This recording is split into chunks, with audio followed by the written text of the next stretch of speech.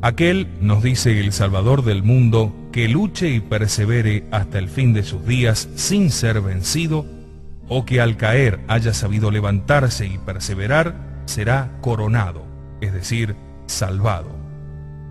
Palabras, hijos míos, que deberían helar nuestra sangre y hacernos temblar de espanto, si considerásemos, por una parte, los peligros a los que estamos expuestos, y por otra, nuestra debilidad y el número de enemigos que nos rodea. No nos admire que los más grandes santos hayan dejado a sus parientes y amigos, hayan abandonado sus bienes y placeres para ir a sepultarse en vida en medio de la selva agreste a llorar sus pecados, entre los peñascos, o a encerrarse entre cuatro paredes para llorar allí durante el resto de sus días, a fin de quedar libres y desembarazados de todo tráfago mundano, y no ocuparse en otra cosa que en combatir a los enemigos de su salvación, persuadidos de que el cielo solo sería concedido a su perseverancia. Mas me dirá alguno, ¿qué es perseverar? Helo aquí, amigo mío. Es estar pronto a sacrificarlo todo, los bienes, la voluntad, la libertad, la misma vida, antes que desagradar a Dios. Pero me dirás aún, ¿qué viene a ser no perseverar? Helo aquí. Es recaer en los pecados que habíamos ya confesado. Es seguir las malas compañías que nos indujeron al pecado, el mayor de todos los males, ya que por él hemos perdido a Dios, hemos atraído sobre nosotros toda su cólera, hemos arrebatado al cielo nuestra alma y la hemos arrastrado al infierno. Quiera Dios que los cristianos que tienen la dicha de reconciliarse con Él mediante el sacramento de la penitencia comprendan esto bien. Para daros una idea de ello, voy ahora a mostraros los medios que debéis adoptar para perseverar en la gracia que recibisteis en el santo tiempo pascual. Hallo que los principales son 5. La fidelidad en seguir los movimientos de la gracia de Dios, huir de las malas compañías, la oración, la frecuencia de sacramentos y por fin la mortificación. Hoy sí, que a lo menos una tercera parte de los que me estáis oyendo podréis decir que lo que escucháis no va con vosotros. Yo, hablaros de la perseverancia, soy pues un mal pastor, no vengo más que a trabajar para vuestra perdición. ¿Será que el demonio se sirve de mí para acelerar vuestra reprobación? Voy a hacer todo lo contrario de lo que Dios me ha ordenado. Él me envía en medio de vosotros para salvaros, y mi tarea sería conduciros a los abismos. Yo ser el cruel verdugo de vuestras almas. Dios mío, qué desdicha. Yo hablaros de perseverancia. Pero si este lenguaje solamente conviene a los que de veras dejan el pecado y están en la firme resolución de perder 1000 vidas antes que volverlo a cometer. Mas decir a un pecador que persevere en sus desórdenes, Dios mío, ¿seré yo la criatura más desgraciada que haya sostenido la tierra? No, no es este el lenguaje que debería usar. Lo que debo decir es, amigo, cesa de perseverar. Cesa de perseverar en tu deplorable estado, porque de lo contrario te vas a condenar. Yo decir a este hombre que desde tantos años no cumple ni siquiera el precepto de la Pascua, o lo cumple mal que persevere. No, no, amigo, si perseveras estás perdido, el cielo nunca será para ti. Yo decir que persevere a aquella persona que se contenta con cumplir el precepto pascual, ¿pero no sería esto atarle una venda en los ojos y arrastrarla al infierno? Yo decir que perseveren a aquellos padres y madres que cumplen la Pascua, mas dejan suelta la rienda a sus hijos.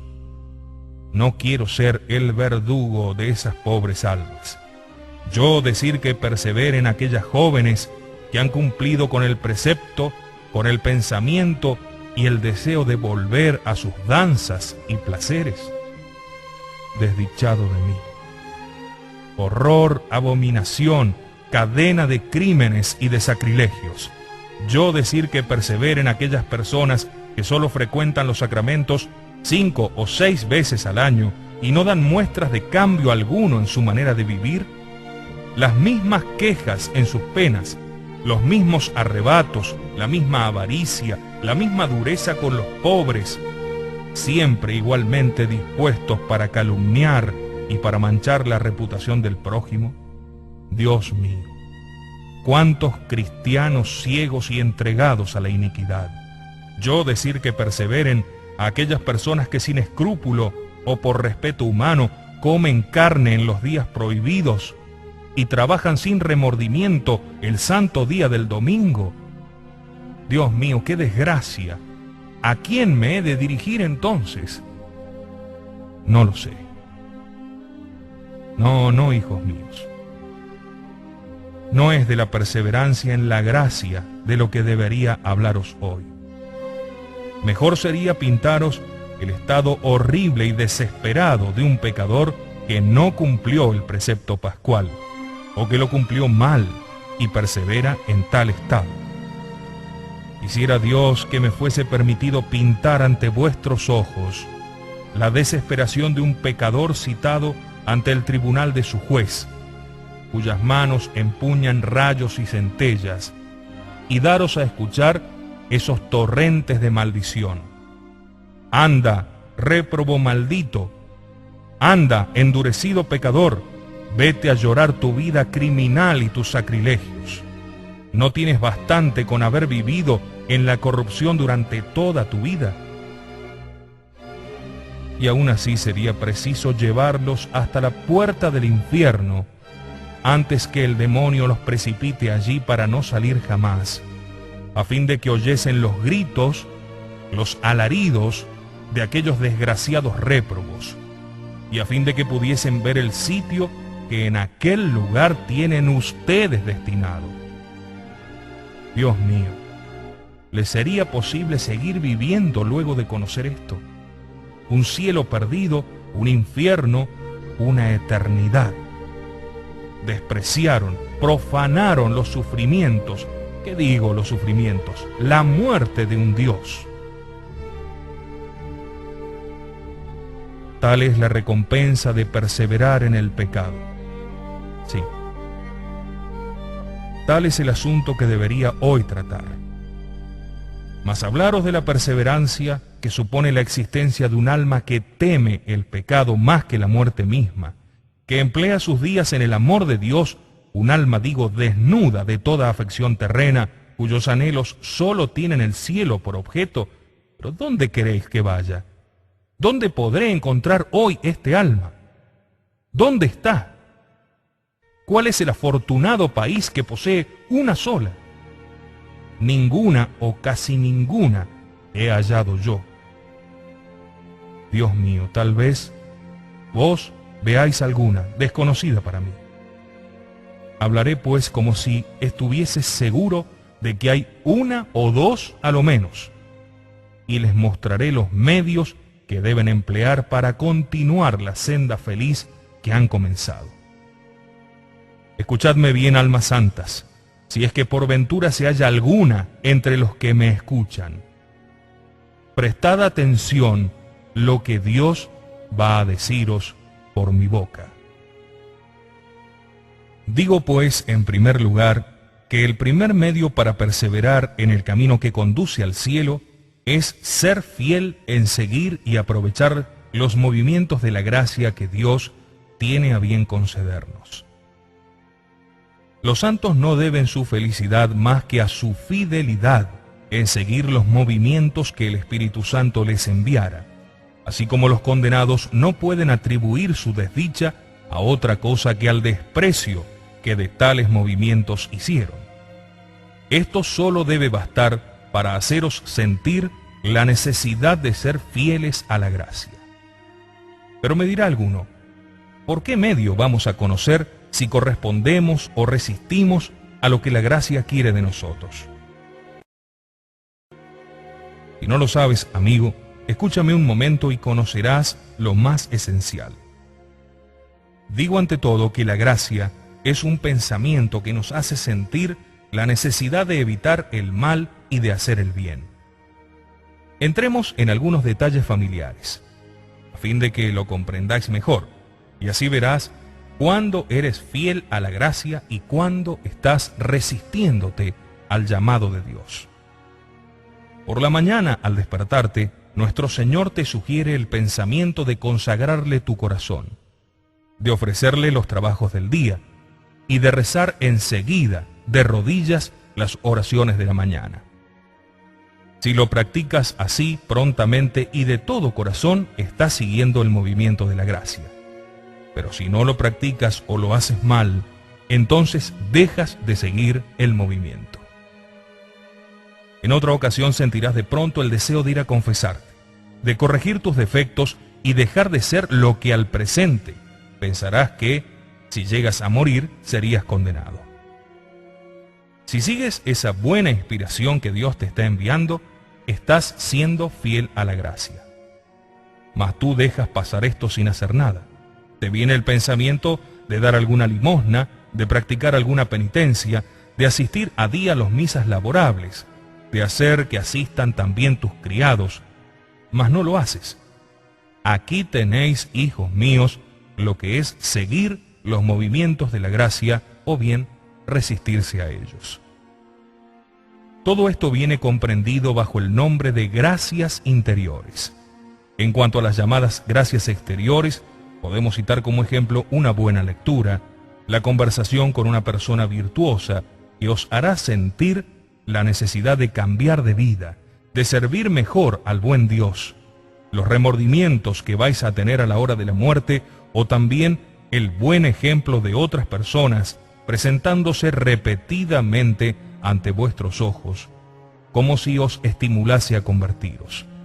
O también un sermón o instrucción religiosa que os enseñe los medios que se han de emplear para servir a Dios y cumplir vuestros deberes para con Él, para con vosotros mismos y para con el prójimo. Tened presente que vuestra salvación o vuestra condenación dependen de esas gracias. Los santos, si se santifican, es por el gran cuidado que ponen en seguir todas las buenas inspiraciones que Dios les envía. Y los condenados han caído en el infierno porque las despreciaron. Vais a ver ahora una prueba de ello.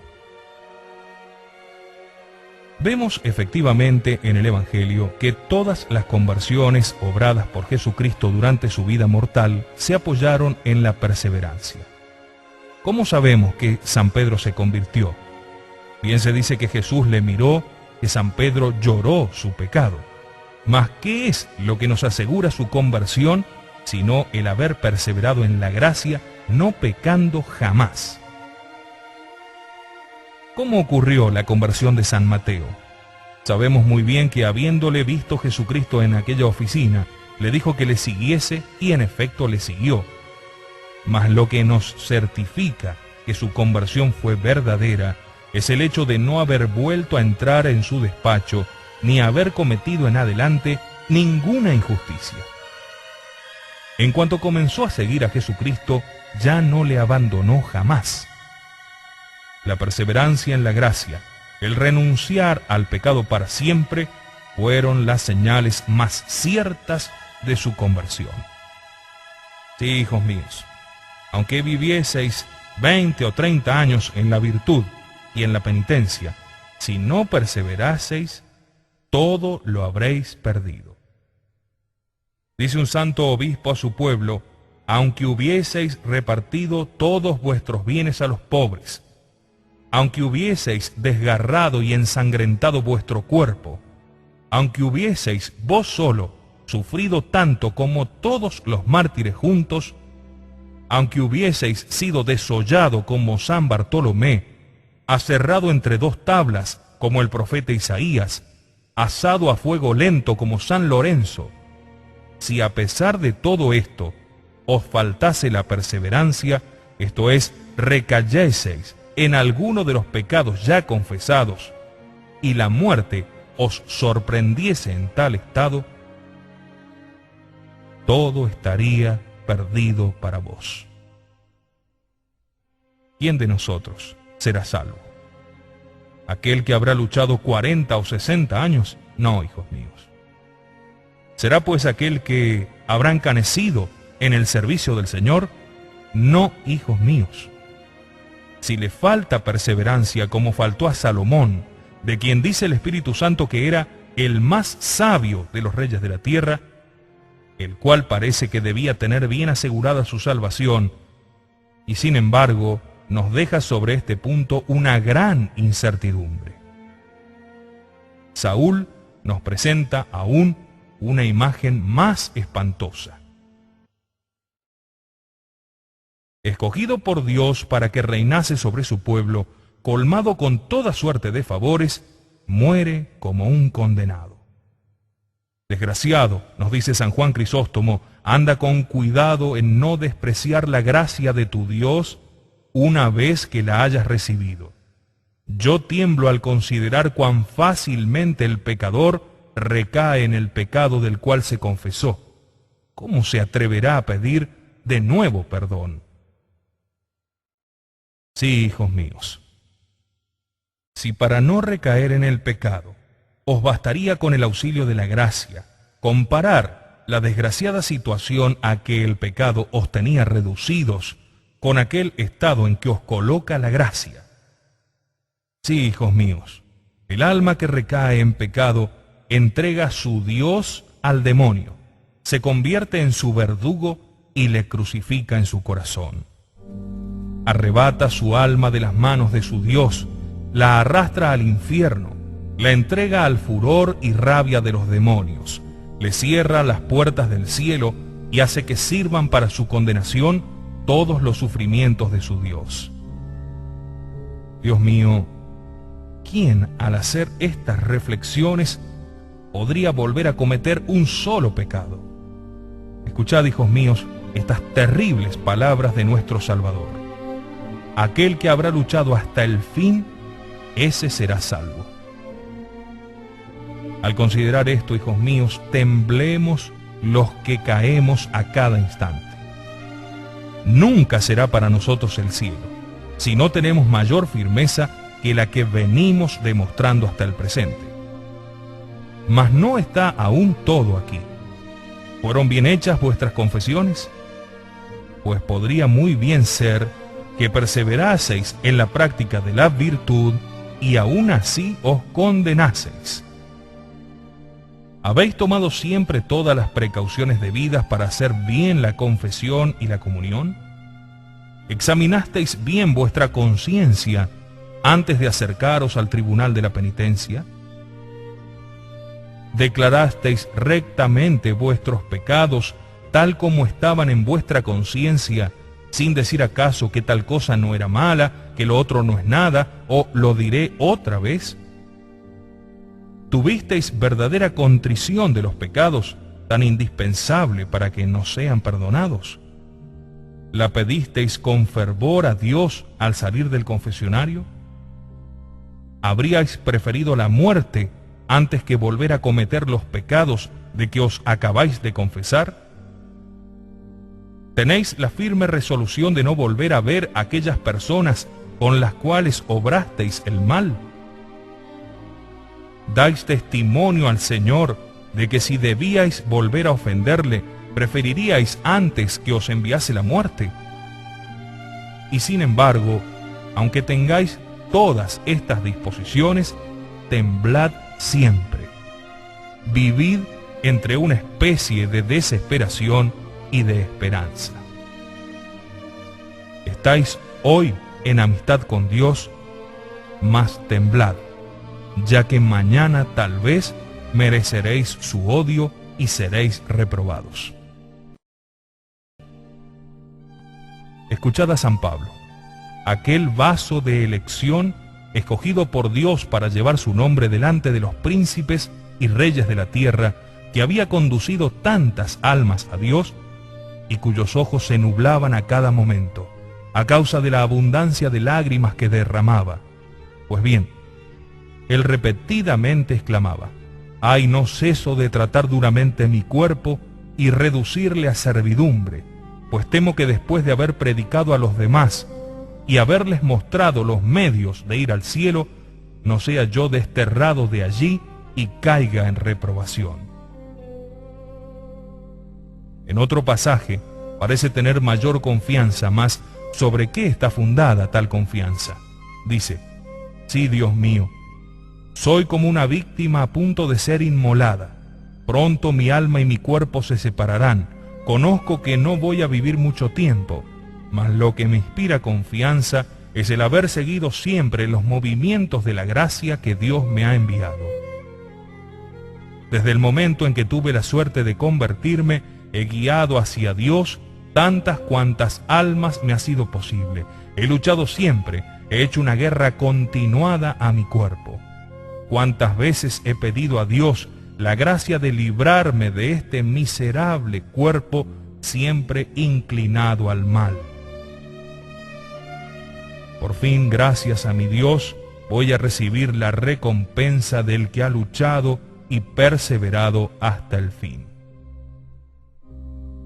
Ay, Dios mío, cuán pocos son los que perseveran y por consiguiente, cuán pocos son los que se salvan.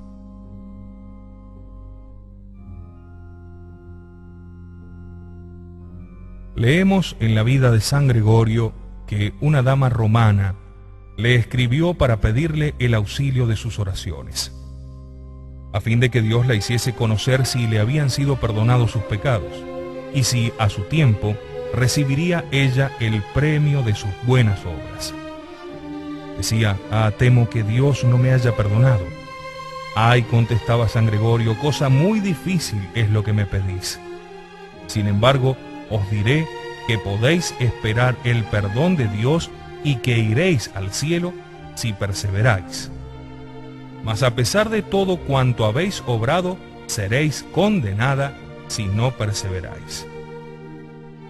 ¿Cuántas veces usamos nosotros el mismo lenguaje y nos inquietamos por saber si nos vamos a salvar o a condenar? Pensamientos inútiles, hijos míos. Escuchemos a Moisés, cuando a punto de morir hizo congregar las 12 tribus de Israel. Les dijo: ya sabéis que os he amado entrañablemente, que solo he procurado vuestro bien y vuestra salvación. Ahora que voy a dar cuenta a Dios de todas mis acciones, es necesario que os avise, que os excite a no olvidar jamás esto. Servid fielmente al Señor. Acordaos siempre de las innumerables gracias de que os ha colmado, por más que os sea dificultoso. No os separéis jamás de Él. No os faltarán enemigos que os persigan y que hagan todo lo posible para hacéroslo abandonar. Mas revestíos de valor, pues tenéis la seguridad de vencerlos si sois fieles a Dios. Hijos míos, las gracias que Dios nos concede son aún más abundantes y los enemigos que nos rodean mucho más poderosos. Digo las gracias porque ellos no habían recibido más que algunos bienes temporales y el maná. Pero nosotros tenemos la dicha de recibir el perdón de nuestros pecados, de arrebatar nuestra alma del poder del infierno y de ser alimentados no con el maná, sino con el cuerpo y la sangre adorable de Jesucristo. Dios mío, qué dicha la nuestra. ¿A qué pues volver a trabajar continuamente para perder un tesoro semejante? ¿Cuántos son los que no perseveran porque les da miedo la batalla? Leemos en la historia que un santo sacerdote halló un día a un cristiano dominado por un temor incesante de sucumbir ante la tentación. El sacerdote le dijo: ¿por qué teméis? Ay, Padre mío, contestó, temo ser tentado, sucumbir y perecer. Ah, exclamaba llorando, no tengo motivos para temblar cuando tantos millones de ángeles sucumbieron en el cielo. cuando Adán y Eva fueron vencidos en el paraíso terrenal, cuando Salomón, que es tenido por el más sabio de los reyes y que había llegado al más alto grado de perfección, manchó sus canas con los crímenes más deshonrosos y vergonzosos, cuando este hombre, después de haber sido la admiración del mundo, se convirtió en oprobio y desdoro de la humanidad, cuando considero a un Judas sucumbiendo en compañía del mismo Jesucristo, cuando tan grandes lumbreras se apagaron, Padre, ¿qué debo pensar de mí mismo, que no soy más que pecado?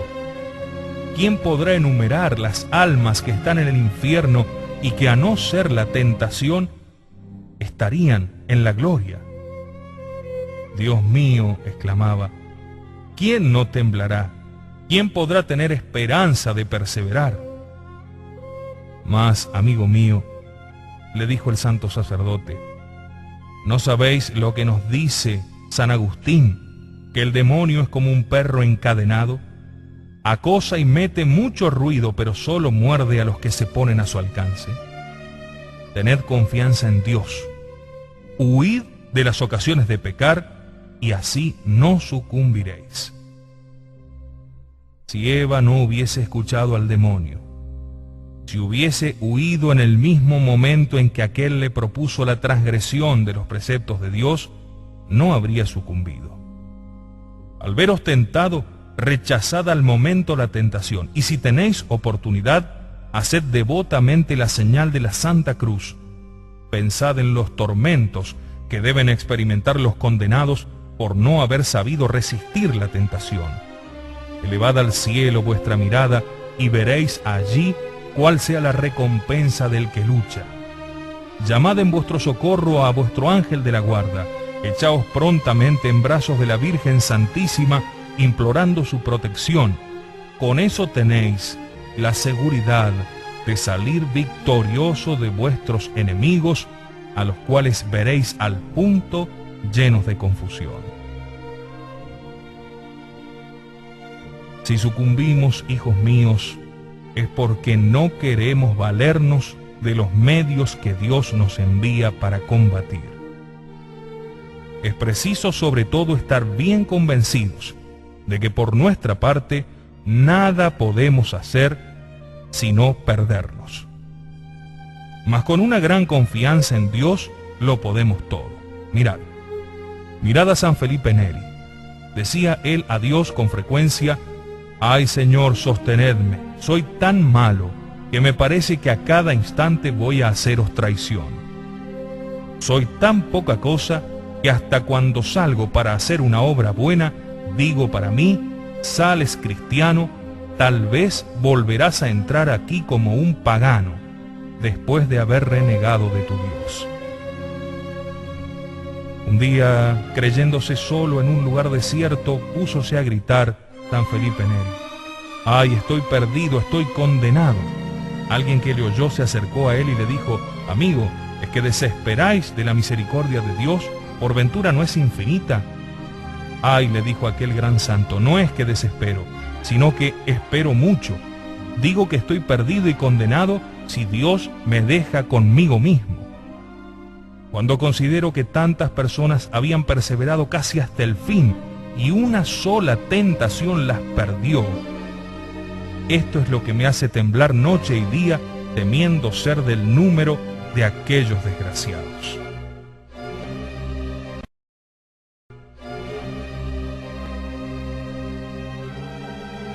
Ay, hijos míos, si todos los santos temblaron durante su vida por temor de no perseverar, ¿qué será de nosotros, que sin virtudes, casi sin confianza en Dios, cargados de pecados? Ay, hijos míos, si todos los santos temblaron durante su vida por temor de no perseverar, ¿qué será de nosotros, que sin virtudes, casi sin confianza en Dios, cargados de pecados, no ponemos diligencia alguna en librarnos de los lazos que el demonio nos tiende? Nosotros que andamos cual ciegos en medio de los mayores peligros, que dormimos tranquilamente en medio de una turba de enemigos, encarnizadamente interesados en nuestra perdición. Pero me dirá alguno, ¿qué deberemos hacer para no sucumbir? Helo aquí, amigo mío. Huye de las ocasiones que otras veces te hicieron caer. Recurre constantemente a la oración y por fin recibe con frecuencia y dignamente los sacramentos. Si lo practicas así, si sigues este camino, ten la seguridad de que vas a perseverar. Pero si no tomas estas precauciones, en vano tomarás otras medidas. Forzosamente vendrás a caer y perderte. He dicho en segundo lugar que en cuanto os sea posible debéis huir del mundo, ya que su lenguaje y su manera de vivir son enteramente opuestos a lo que un cristiano debe hacer. Es decir, son incompatibles con el comportamiento de una persona que anda en busca de los medios más seguros para llegar al cielo. Interrogad a Santa María Egipcíaca, que dejó el mundo y pasó su vida en el corazón de un espantoso desierto.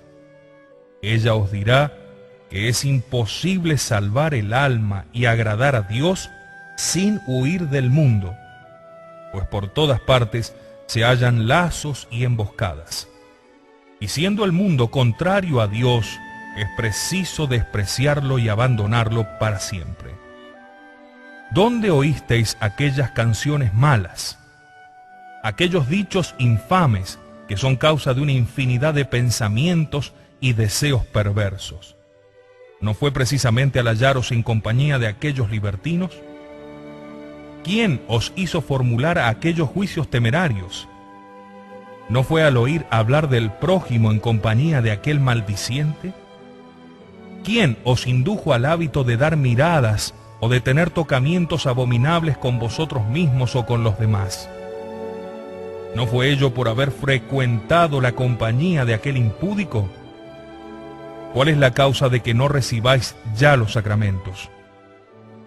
¿No ocurre ello desde que os tratáis con aquel impío, el cual ha procurado haceros perder la fe, diciéndoos que todo cuanto predica el sacerdote son tonterías, que la religión es sólo para dominar a la juventud, que es cosa de imbéciles ir a contar a un hombre lo que uno ha hecho, que toda la gente ilustrada se burla de todo esto, entiéndase claro, hasta la hora de la muerte? Entonces habrán todos de reconocer que se habían engañado. Pues bien, amigo mío, sin aquella mala compañía, ¿te habrían ocurrido tales dudas? Indudablemente que no. Dime, hermana mía, ¿desde cuándo sientes tanto gusto por los placeres, las danzas y los bailes, las reuniones y la ropa mundana?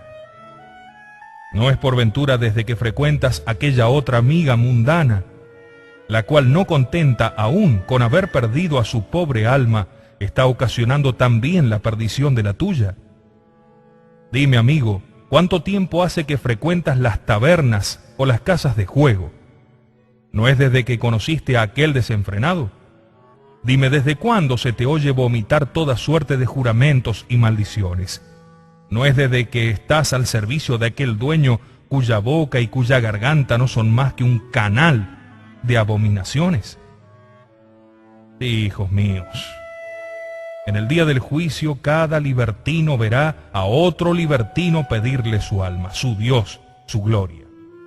Desgraciado, se dirán unos a otros, vuélveme el alma que me perdiste, restitúyeme el cielo que me arrebataste. Desgraciado, ¿dónde está mi alma? Arráncala del infierno donde la has arrojado.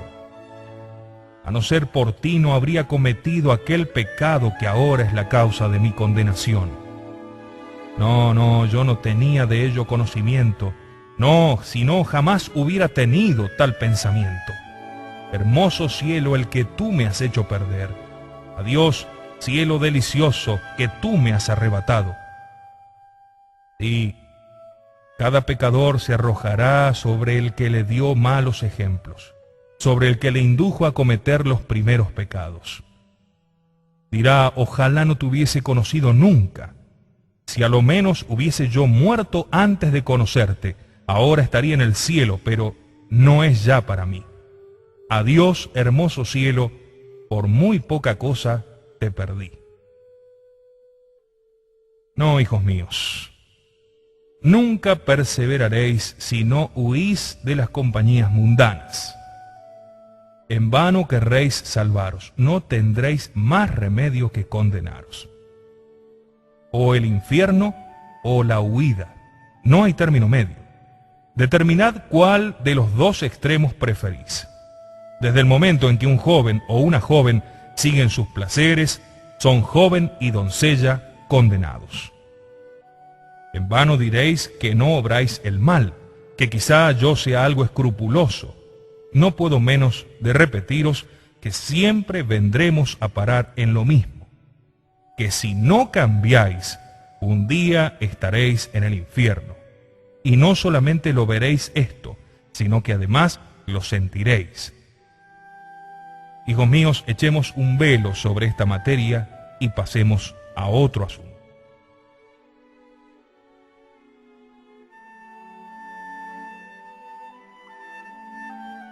He dicho en tercer lugar que la oración es absolutamente necesaria para acertar a perseverar en la gracia, después de haber recibido esta en el sacramento de la penitencia. Con la oración todo lo podéis. Por decirlo así, sois dueños del querer de Dios. Mas sin la oración, de nada sois capaces. Esto es suficiente para mostraros la gran necesidad de la oración. Todos los santos comenzaron su conversión por la oración y por ella perseveraron. Y todos los condenados se perdieron por su negligencia en la oración. Digo pues que la oración nos es absolutamente necesaria para perseverar. Mas debo distinguir, no una oración hecha dormitando, sentado en una silla o tendido en el lecho. No una oración hecha vistiéndose, desnudándose o andando. No una oración hecha dormitando, sentado en una silla o tendido en el lecho. No una oración hecha vistiéndose, desnudándose o andando. No una oración hecha mientras se aviva la lumbre o se reprende a los hijos o a los criados.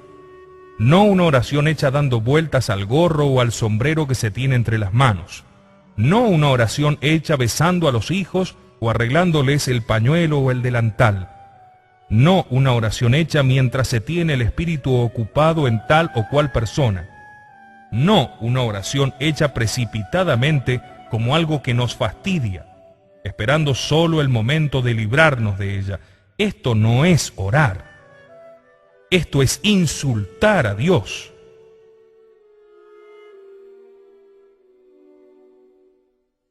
Lejos de hallar en ella un medio de asegurar nuestra perseverancia, constituye ella misma una caída, ya que en vez de alcanzar mediante su virtud un nuevo grado de gracia, Dios nos retira la que nos concediera para castigar así el desprecio que hacemos de su presencia.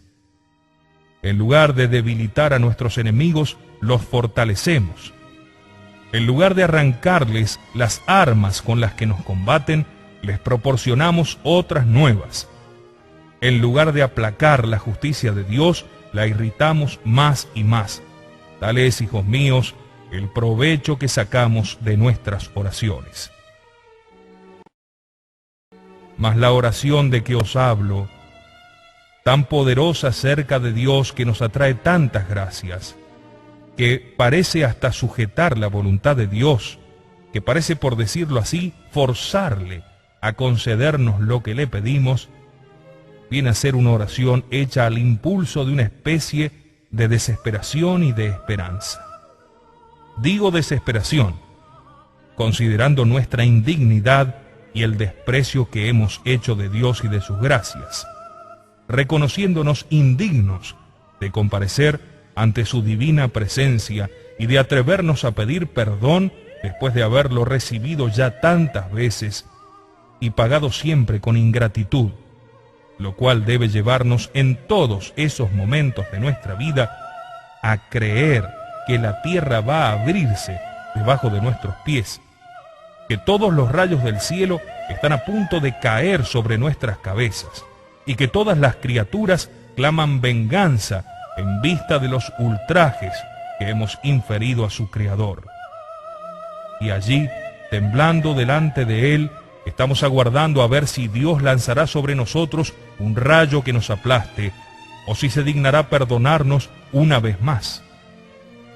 Con el corazón quebrantado de dolor por haber ofendido a un Dios tan bueno, dejamos correr nuestras lágrimas de contrición y de gratitud. Nuestro corazón y nuestra mente hállanse abismados en la profundidad de nuestra nada y en la grandeza de aquel a quien hemos ultrajado y el cual nos deja aún la esperanza del perdón. Lejos de mirar el tiempo de la oración como un momento perdido, lo tenemos por el más feliz y precioso de nuestra vida, puesto que un cristiano pecador no debe tener en este mundo otras ocupaciones que llorar sus pecados a los pies de su Dios.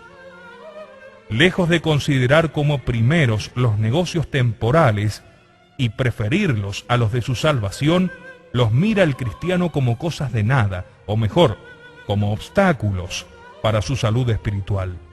No le preocupan sino en cuanto Dios le ordena que cuide de ellos, plenamente convencido de que si Él no los gestiona, otros cuidarán de hacerlo, pero que si no tiene la dicha de alcanzar el perdón y tener a Dios propicio, todo está perdido, ya que nadie cuidará de ello. No deja la oración sino con gran pena. Los momentos empleados en la presencia de Dios le parecen brevísimos. Pasan como el fulgor de un rayo. Si su cuerpo sale de la presencia de Dios, su corazón y su mente se quedan constantemente delante de la divinidad. Durante la oración no hay que pensar en trabajo alguno, ni en arrellanarse en una poltrona, ni en tenderse en el lecho. He dicho que el cristiano debe estar entre la desesperación y la esperanza. Digo la esperanza, considerando la grandeza de la misericordia del Señor, el deseo que Él tiene de hacernos felices, lo que ha hecho para merecernos el cielo. Animados por un pensamiento tan consolador, nos dirigiremos a Él con gran confianza, y como San Bernardo le diremos: Dios mío, esto que os pido no lo he merecido, mas lo merecisteis vos por mí. Si me lo concedéis, es solamente porque sois bueno y misericordioso.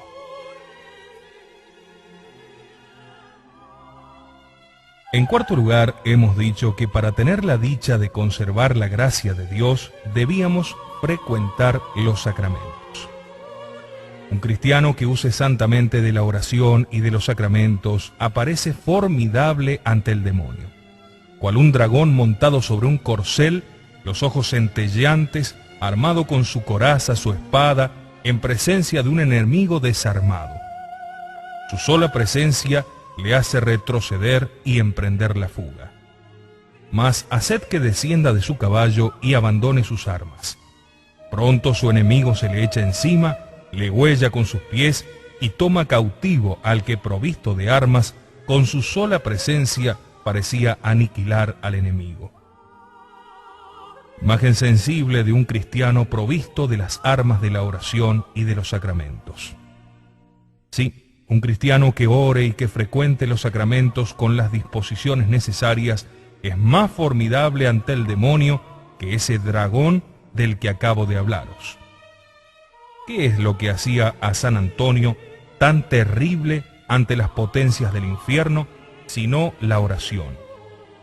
Oíd cómo le hablaba cierto día el demonio. Decíale que era él su más cruel enemigo, pues le hacía sufrir tanto.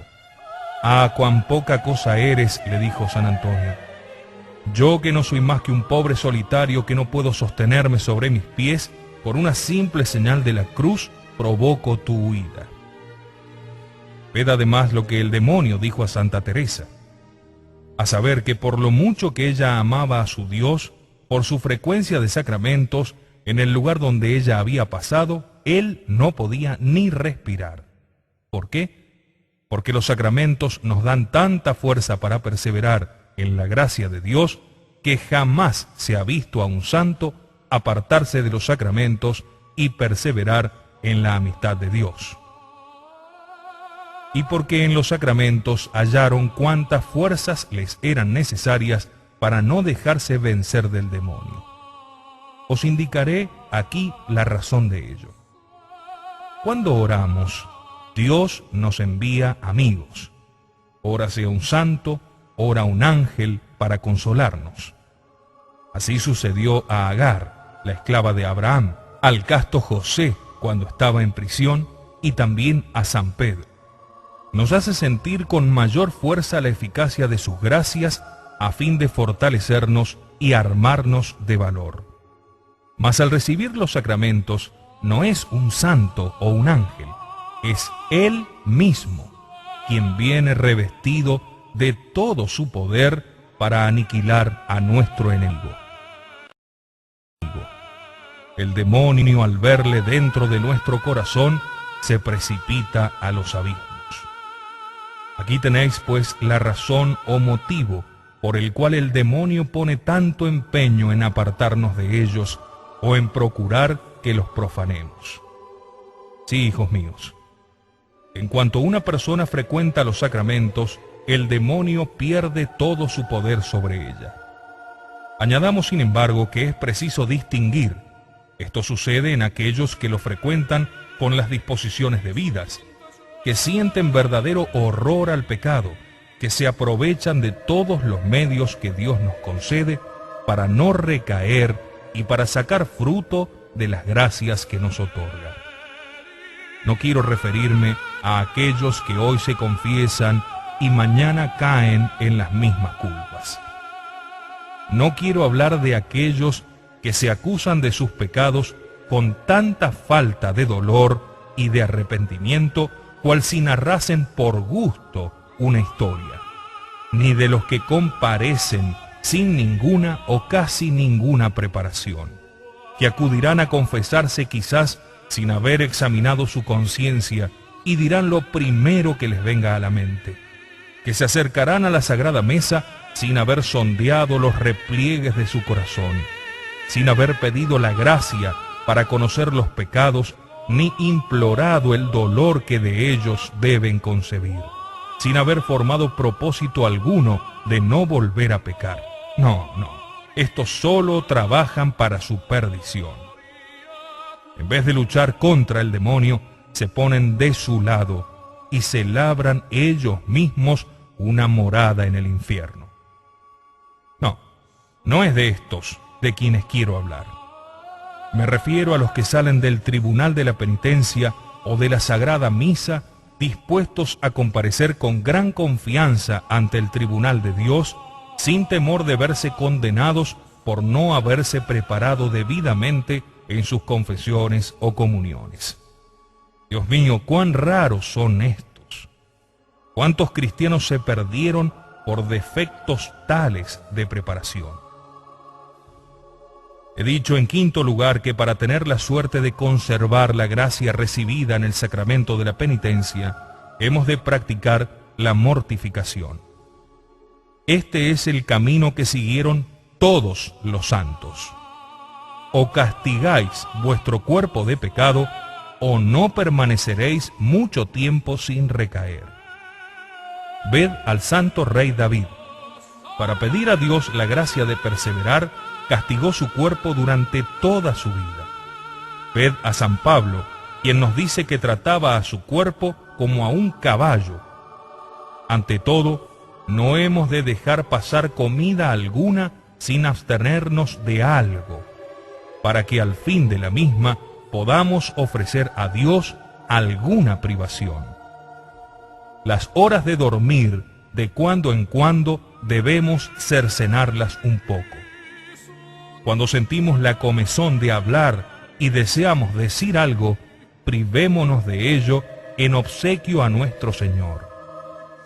Ahora bien, hijos míos, ¿quiénes hay que tomen todas estas precauciones cuya importancia os acabo de anunciar. ¿Dónde están? Yo no lo sé. Cuán raros son, cuán reducido es su número. Mas también son raros los que, habiendo recibido el perdón de sus pecados, perseveran en el feliz estado en que el sacramento de la penitencia los ha puesto. Dios mío, ¿dónde iremos a buscarlos? Entre los que me escuchan, ¿existe alguno de esos cristianos dichosos? ¿Quién sabe? ¿Qué debemos sacar, hijos míos, de todo lo que he dicho? Vedlo aquí. Si recaemos como antes, apenas se presenta la ocasión, es que no tomamos mejores resoluciones, que no aumentamos las penitencias, que no redoblamos nuestras oraciones ni nuestras mortificaciones. Temblemos acerca de nuestras confesiones, por temor de que a la hora de la muerte solo hallemos sacrilegios y por consiguiente nuestra perdición eterna. Dichosos, 1000 veces dichosos, los que perseverarán hasta el fin, ya que tan solo para ellos es el cielo. Y esta es la gracia que os deseo.